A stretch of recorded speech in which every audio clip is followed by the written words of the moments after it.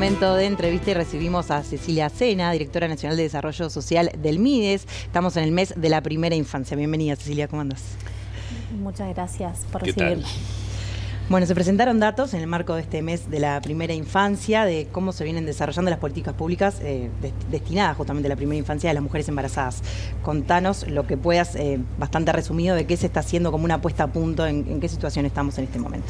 Bueno, nosotros lanzamos en el mes de mayo, que lo elegimos como mes para poner el tema en agenda, pero en realidad ha sido una prioridad el trabajo diario del Ministerio en la temática de la protección de las mujeres embarazadas y de los niños de 0 a 4 años. Y lo que presentamos fue una especie de rendición de cuentas, que lo hacemos anualmente, pero que en esta oportunidad entendíamos necesario hacerlo lo que fueron estos 4 años con una pandemia mediante. ¿Por qué es importante para nosotros levantar esto y que la ciudadanía sepa?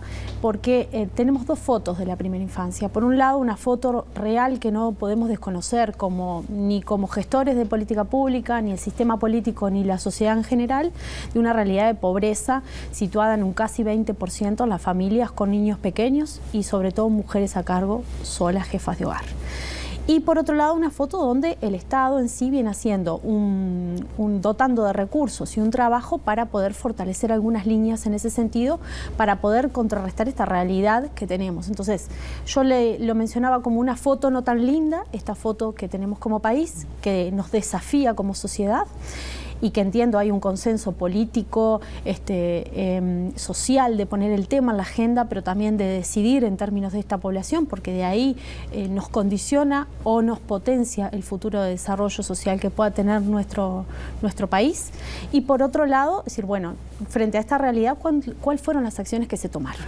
Entonces ahí nosotros rendimos cuenta de las cantidades de familias que fueron acompañadas en estos 4 años, más de 15.000 hogares, más de 57.000 personas, la creación de lo que es la prestación bono crianza, que llega con la inversión de primera infancia, que la dota el Parlamento en su rendición de cuentas del año 21, y hay más de 29.000 hogares que reciben esta prestación focalizada en primera infancia, porque si bien nuestro país tiene Tarjeta Uruguay Social, Asignación Familiar de Plan Equidad, esta es específica para embarazadas y niños de 0 hasta 4 años.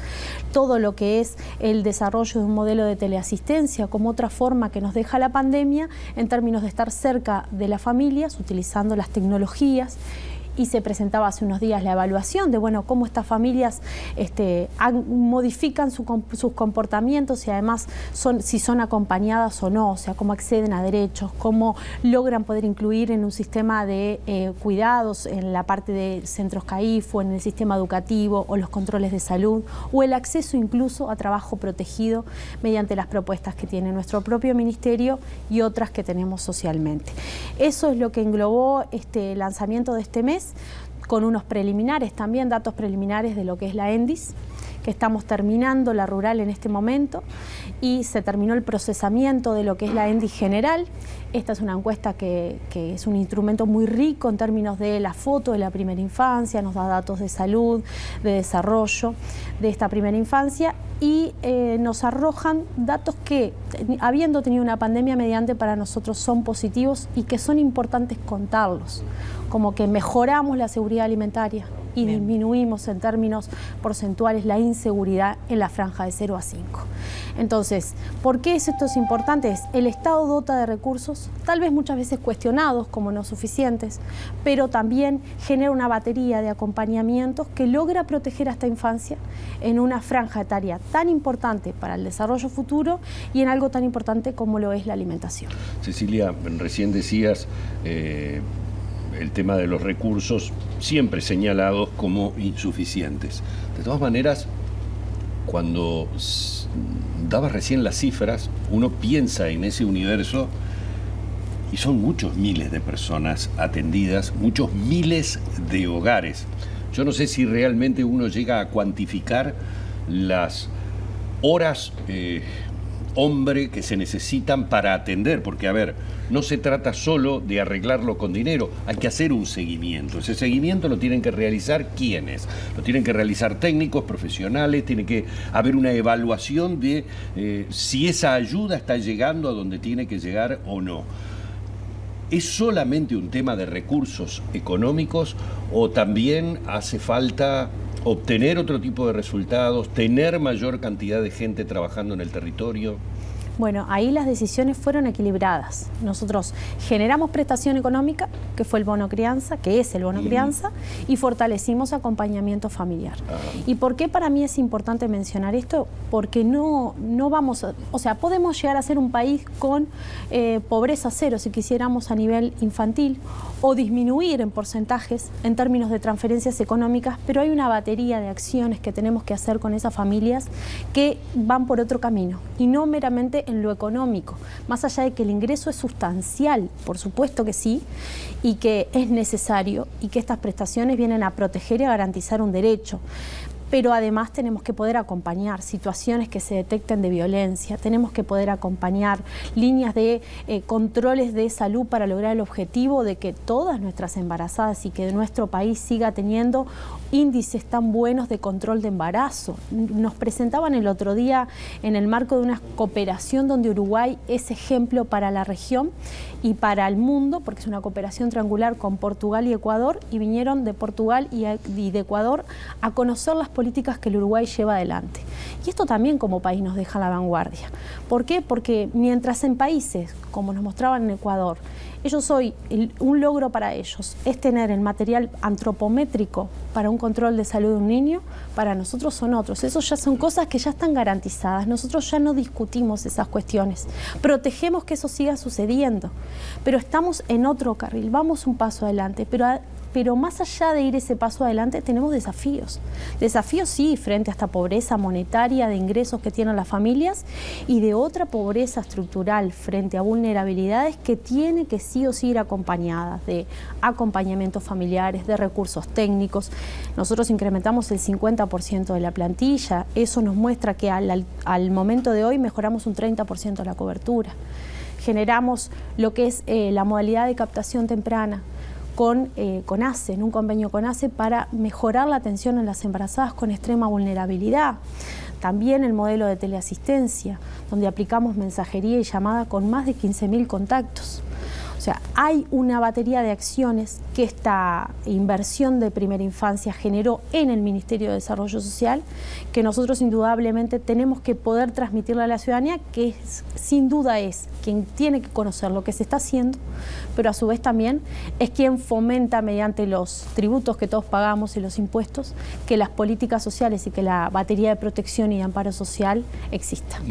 Cecilia, en marzo se constituyó el Fondo de Primera Infancia, es algo que integran varios organismos. Contanos brevemente qué es lo que hace, cuál es su función, cómo se va a trabajar.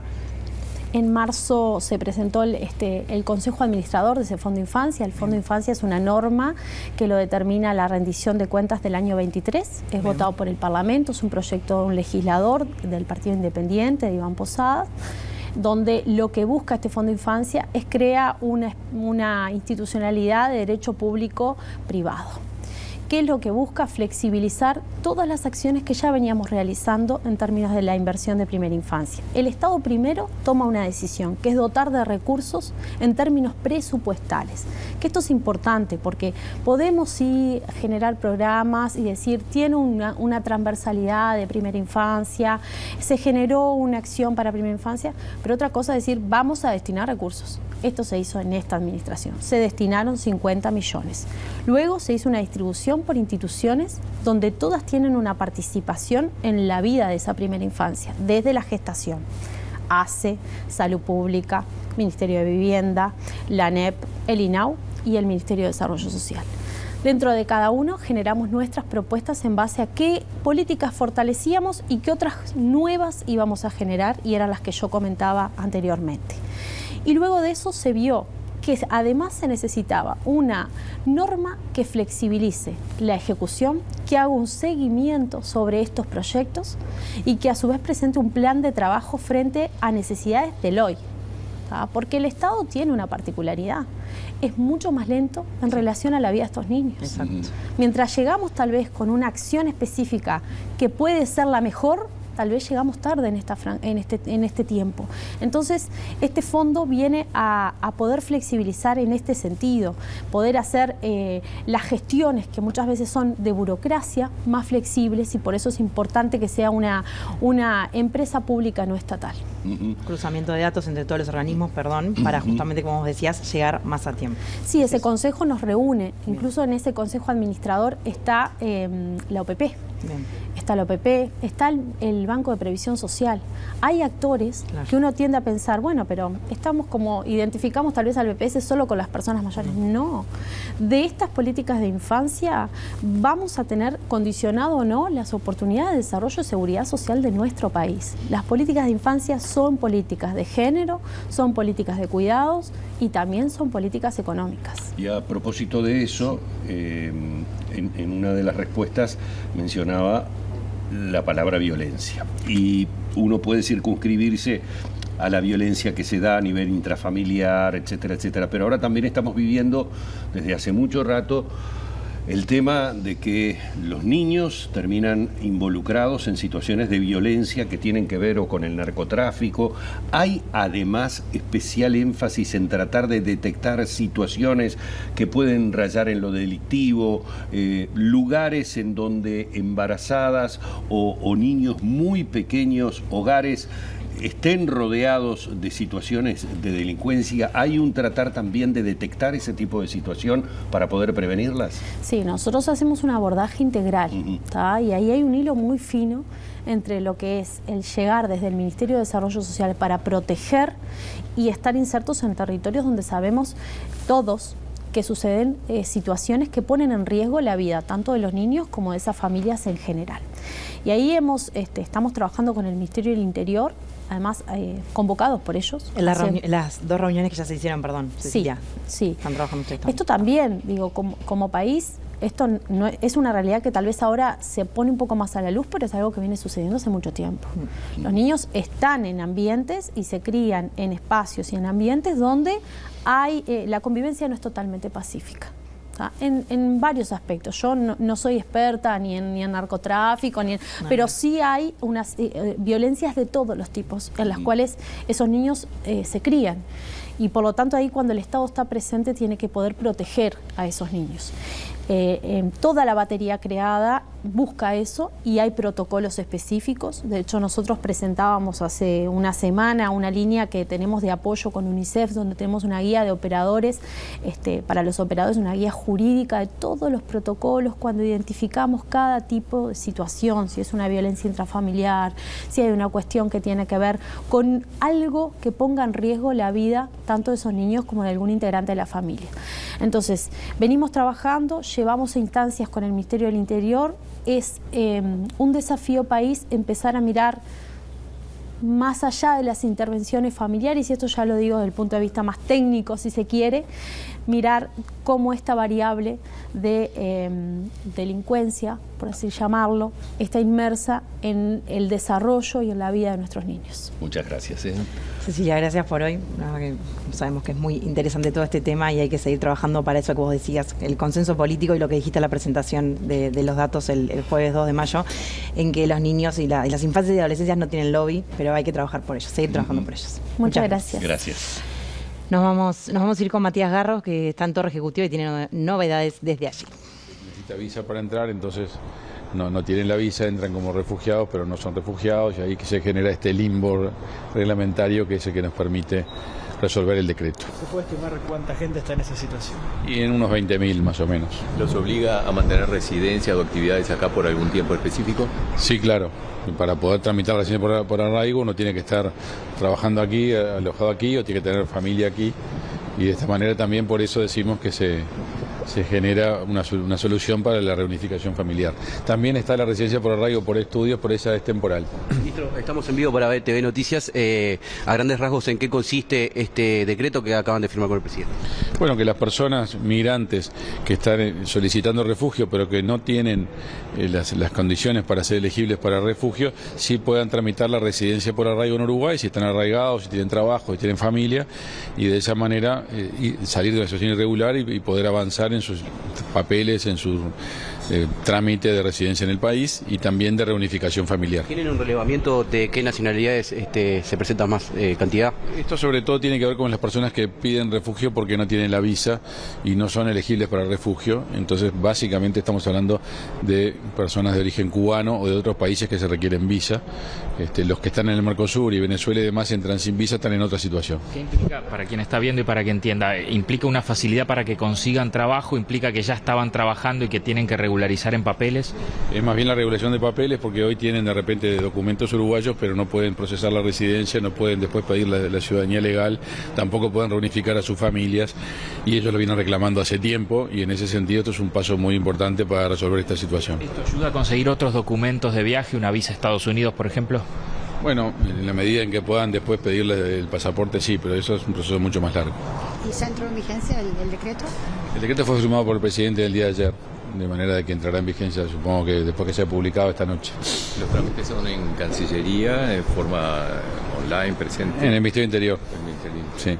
Y es toda gente que ya había iniciado el trámite. ¿Cree que va a haber un estímulo a la migración hacia aquí porque hay esta oportunidad ahora de residencia por arraigo? Esta solución es una solución transitoria para toda la gente que ya inició el trámite, que como dije son más de 20.000, es un número muy importante. Después evaluaremos cómo va este proceso y vemos cómo seguimos. Por ahora no creemos que... Ahí veíamos la conferencia de prensa del canciller Omar Paganini en Torre Ejecutiva con este decreto que firmó el presidente sobre refugio o residencia por arraigo. Vamos a estar ampliando en el Central, por supuesto, a ver qué implica esto, pero él hablaba algo de 20.000 personas. Exactamente. Nos vamos a ir a la pausa. Ya tenemos al primer clasificado a los octavos de final de la Copa Libertadores de América y es un equipo uruguayo. Orgullo, ¿no? Lo acabo de decir con orgullo. Ya viene JC.